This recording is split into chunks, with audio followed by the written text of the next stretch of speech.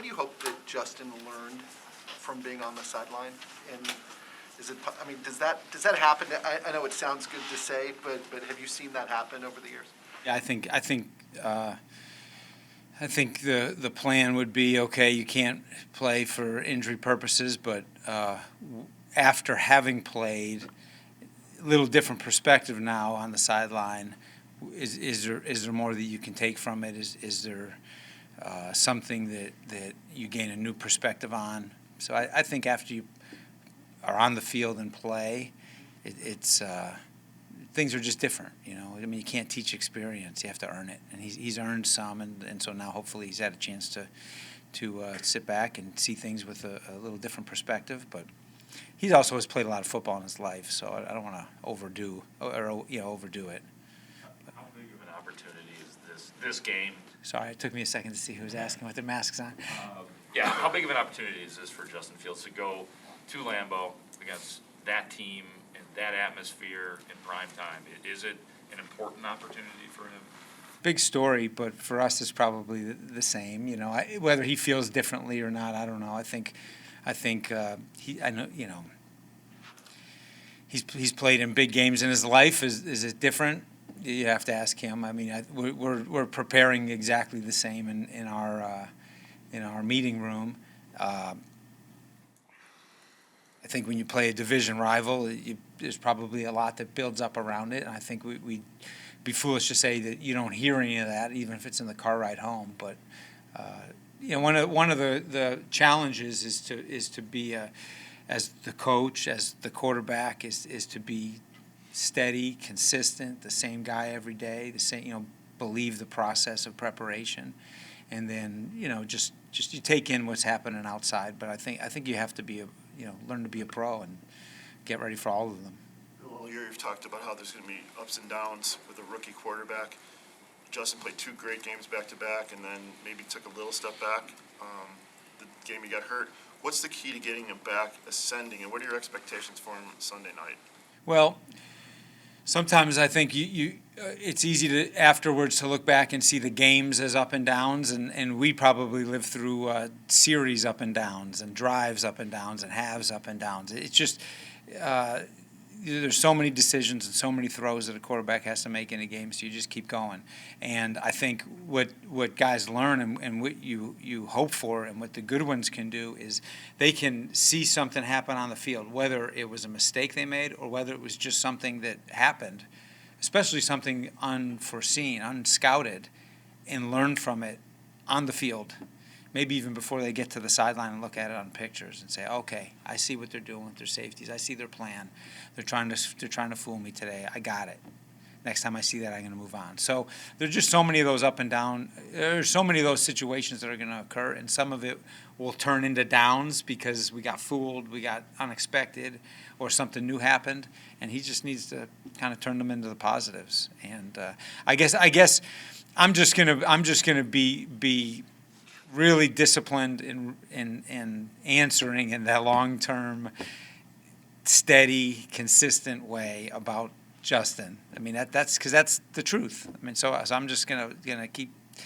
I feel like I keep getting asked those questions. I'm just gonna keep pushing them back to better on each one, up and down. You know, I'm not trying to avoid the questions, but I think as a coach, that's what you have to do. You just have to set that example. Just keep rolling, keep going, keep getting better. Can I ask you a Darnell Mooney question? Of course. Not often I get asked. I would have Justin. Sorry. imagine that a lot of times, even at the highest level in coaching, you have times where you're coaching a guy and it's just not getting through, either doesn't want to do it or can't do it.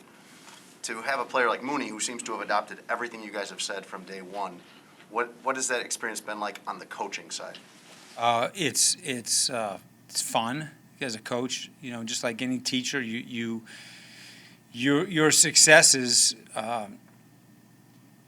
come not only final grade, which for us is wins, but also when you see the student get it, when you see that it's working. And I'm not even saying that it's because of me or because of us, but that, you know, if you're teaching someone in the classroom, when they get this new math concept, right, that's why you're there.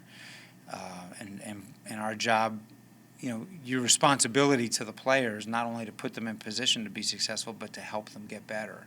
if you can find ways to keep helping them get better. And I'm trying to think of an example of a time when he had a hard time getting it, but I can't. I mean, he loves football. He's all about football. He's serious about football. He understands the big picture.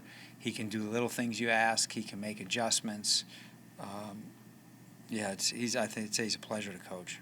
Bill, do you ever wonder as a coach, why can't everyone be as responsive as him? Because some of these things are not skill-based. They're just, you teach him something and he does what you tell him to do. Yeah, you do wonder, I guess. I guess I think of it as, I turn it to the challenge of, okay, you're the coach. You got to find a way with this guy. When you have a guy that can't do it, or that can't get it the way you're saying it, is there a better way to say it? You might say, no, I've been teaching this for a lot of years. I think this is the best way to say it. Well, but for him, I might have to find a different way. So, yeah, I mean, you do face that question. Why not with whatever guy? And it's hard to admit that maybe this guy can't ever get it, right? You try to approach as the optimist and just say, hey, put it on me, I'll find a better way to help him. But in the NFL, you don't always have time, right? And so some guys don't get it yet, but time runs out. What's your role in protecting Justin's ribs? Well, I always think as a staff, and you got to take that responsibility of protecting the quarterback. So are we at heightened awareness because he's coming off of an injury? I think that's fair. So whether it be, during the game, I remember being with a coach, a Super Bowl winning coach years ago, and thinking that a certain play was there, it was set up, it was ready to go, and after the game, during the week, we were talking, and it came up, and he said, well, I just didn't think we were protecting the quarterback as an offense well enough to call a 7-step drop. And so he was just so in tune to, it might be a great scheme, but I got the quarterback, and I can't put him in that position because I'm just watching our line or the amount of blitzes they're bringing, or for whatever reason, he didn't feel comfortable.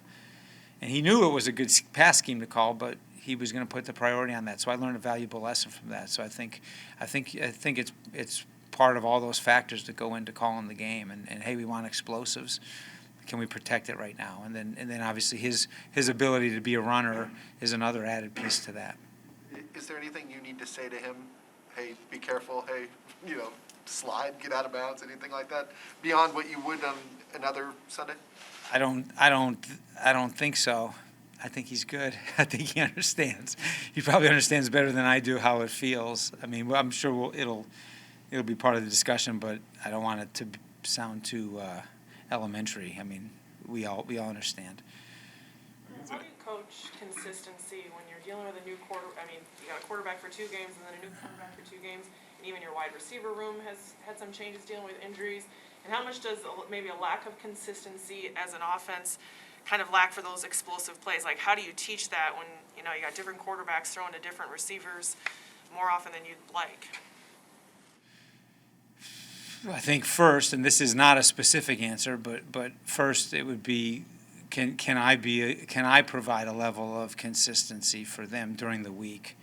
So maybe moving parts of different people in and out can cause some concern, but can in some way they look to me and see, hey, Bill's getting his job done. He's preparing the way he prepares. He's presenting the way he presents. I mean, we know we've got that. So maybe I can present a sense of calm and steadiness to them. Number one, again, that's not real specific like you asked, which was a good question, but maybe that's part of my role.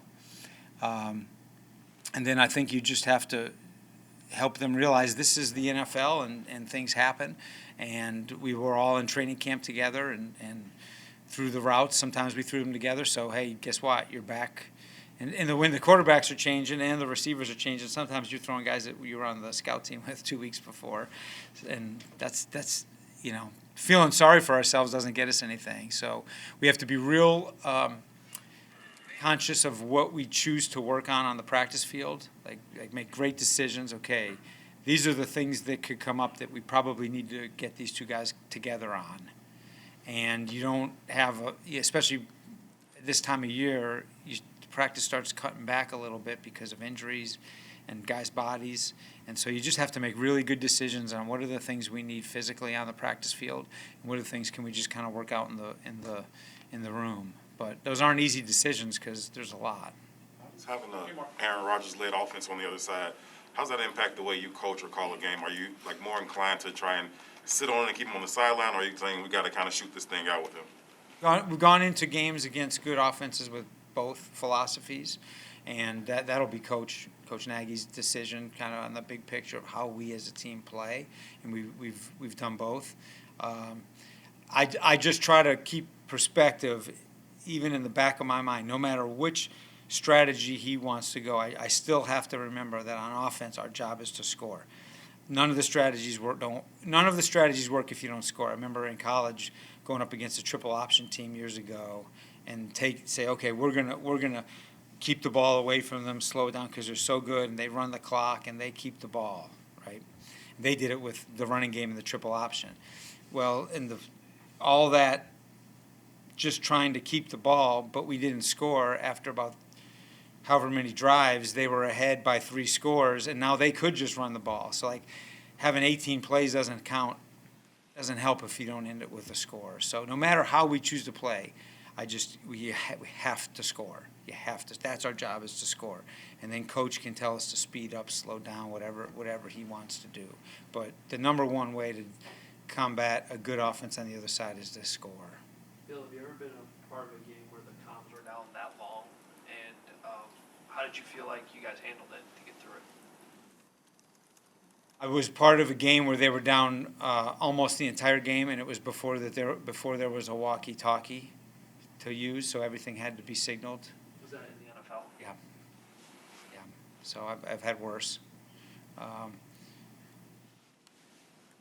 think once we got the alternate system going, there were very few issues to talk about after that. You know, it's just a matter of when it's not working great, you'd like to think, okay, quick fix of something, which more technical than I would know, and then okay, I'll be back and we're good to go.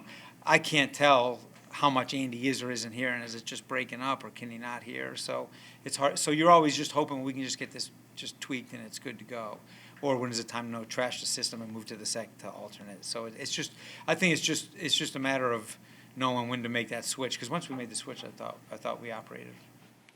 Bill, you switched from Dalton to Fields a few times now. To the outside, those should be 2 completely different offenses, based on who the quarterback is. But apparently it's the same offense. But how much does it change? How much does your approach change from when Fields is the quarterback running the same offense? What changes? If you have the list of plays, like let's say we have a list of, I'll use past plays as an example, and then when you study the team you're playing, let's say certain ones on that list get highlighted, hey, these are good against this team, and our players already know them, so we don't have to make up something new this week for these plays. Then the next level is which of those do we as coaches think Andy's real comfortable versus Justin's real comfortable. So it's still the offense, but you got to be smart about, have we seen this guy be really good with this play? You know, what are the plays that are his best? And some of it is talking to them, like we're taking in their feedback during the week. At the end of the week, hey, here's the third down list. How do you feel these have gone this week? Do you have an order? Do you have a priority? Is there, like, we have a long list. Is there something on here that you just don't like how it went? Well, trust me, we will cross it off. There's no one play we have to have. And so that to me, it is an added level. That's just the pass game. There isn't an added level of switching quarterbacks. There's no. I think there is for sure. Thanks, Bill.